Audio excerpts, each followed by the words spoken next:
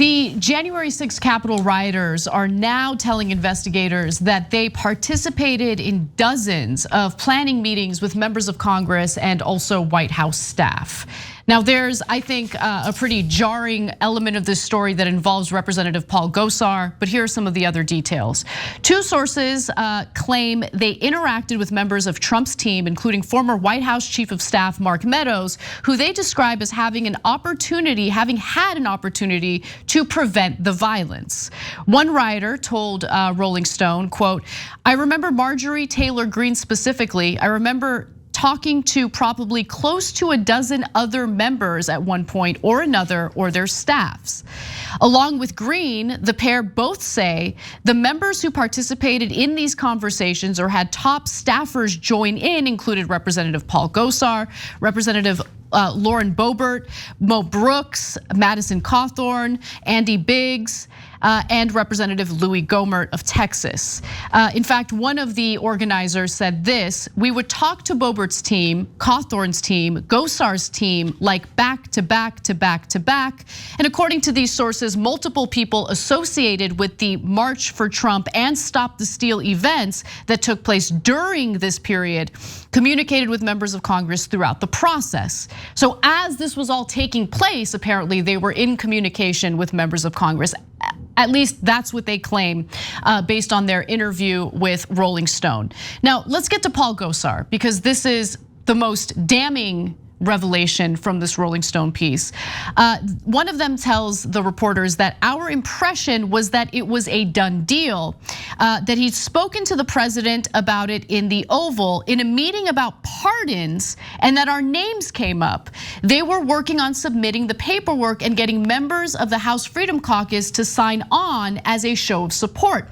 Now that was one of the organizers claiming that Representative Paul Gosar promised that there would be blanket pardons for those who took part in the events of that day. The organizer claims the pair received several assurances about the blanket pardon from Gosar. In fact, one of them said, "I was just going over the list of pardons and we just wanted to tell you guys how much we appreciate all the hard work you've been doing," Gosar said, according to the organizer. Cenk. So, look, I don't know that we have the same opinion as all other progressives, people on the left or Democrats about January 6th. So I think people going to their lips to hear Trump's speech is normal. Do I like it? No. Do I think it was maniacal in claiming that they won the election when they didn't? Yeah, of course I think it's maniacal. It's not backed up by any evidence. Trump didn't have any evidence in that speech. We can go on and on about that. And them trying to undermine democracy is also terrible, but still no laws are broken. Okay, but when you go to the Capitol and you break in, that's different. Not only are you breaking laws about trespassing and all the cops who were assaulted, the people who died, etc., but then you're actually taking a physical step towards saying, I don't care who won, I don't care about the process, I don't care about democracy. I'm just gonna do this with physical force. I'm gonna go there, and remember the whole point of January 6th is that was the day that they were certifying the election. And the point of the violence is to say, do not certify the Democratic election. We're gonna seize power through force instead. And so if Marjorie Taylor Greene or anyone else had a conversation about, hey, why don't you come to the lips and watch our insane speech that Donald Trump's gonna give about how we won in Fantasyland, I don't really care. I don't think that's a criminal offense. I don't think it's something that anybody should be worried about. If you went to the speech and you didn't go to the Capitol, that's normal, there's nothing wrong with that, okay? Now, but Gosar saying that they, and his office, if it's true, saying that the president will give you pardons means they knew that something criminal was going to happen. Otherwise, why are you talking about pardons? Who says, hey, let's go grab lunch at a restaurant over there, and don't worry, I'll give you a pardon. Why, what are we gonna do at the restaurant? Are we gonna rob it? What do I need a pardon for? And so, if that's proven correct, Gosar's office clearly wanted to encourage them to break the law and break our democracy by doing a literal violent seizure of the government. Now, the two people who spoke to Rolling Stone about all of this, including the statements regarding Gosar, were furious at the fact that they were abandoned by Donald Trump. In fact, they said as much during the interview. Let's go to graphics 11 and 12 here. One of the Capitol Riot planners said this: "I do feel abandoned by Trump. I'm actually pretty pissed about it, and I'm pissed at him." And by the way, both of them describe Katrina Pearson, who worked for Trump's campaign in 2016 and 2020, as a key liaison between the organizers of protests against the election and the White House. Katrina was like our go-to girl, the organizer said. She was our primary advocate. So as this special panel investigating what happened that day continues its investigation, there are other people that I think are worth subpoenaing and having a conversation with, Katrina Pearson being one of them, considering this is what we're now hearing from two of the individuals involved in organizing what happened that day. With that said, though, going back to Marjorie Taylor Greene, you're right, Cenk, in that we don't have enough details about the specifics regarding these conversations with Marjorie Taylor Greene and other lawmakers that were referenced earlier. I do want to go to this video of Marjorie Taylor Greene, though. This is from December 21st of 2020. There was a lot of messaging regarding, stopping the steal and how the election was allegedly stolen from Donald Trump. This is just one example of the type of rhetoric that you can hear from Marjorie Taylor Greene in the aftermath of the election. And just understand that this is her walking out of a January 6th planning meeting. Let's watch. Just finished with our meetings here at the White House this afternoon. We had a great planning session for our January 6th objection. We aren't going to let this election be stolen by Joe Biden and the Democrats. President Trump won by a landslide. Okay, great. So we need to know the specifics of what was actually planned in that meeting. So if United States representatives were coordinating with the rioters to do a riot, then there should be consequences for that. And look, the thing is, these are the details as we know them right now. Here's my prediction, though, that these lawmakers will not really be investigated. And if they are investigated and there is wrongdoing discovered through that process, what are Democrats gonna do? Like, I've lost so much faith in the Democratic Party that I genuinely don't believe, I would not bet money that they would find a way to hold these Republican lawmakers accountable if there was actual evidence indicating that they coordinated with the rioters to carry out the riots. Inconceivable, and I'll tell you why, by the way, just real quick.